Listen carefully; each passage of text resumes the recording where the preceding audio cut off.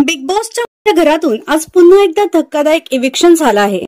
या आठवड्यात घरातील सगळे सदस्य नॉमिनेट होते, मात्र या सर्व सदस्यांपैकी वर्षाताई, जान्हवी, पॅडी दादा आणि निकी हे डेंजर झोन मध्ये होते। या सर्वांमध्ये वर्षाताईंना खूप कमी वोट मिळत होतं, पण तरीही काल पॅडी दादांना घरचा निरोप घ्यावा लागला आहे। सध्या पॅडी दादा यांच्या इविक्शनच्या अनेक न्यूज देखील समोर आल्या आहेत। पॅडी दादांचा घरातील वावर आणि खेळ खूप चांगला होता। या वयातही त्यांनी प्रत्येक टास्क मध्ये कमालीचा सहभाग दर्शवला होता।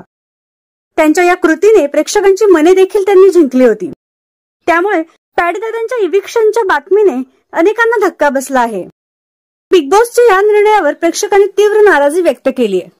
खरं तर आज बिग बॉस मराठीच्या घरातून वर्षाताई यांना बाहेर काढायला हवं होतं, असं अनेकांनी म्हटलंय। तर तुमच्या मते पॅडी दादांचं इविक्शन योग्य आहे की अयोग्य हे नक्की कळवा।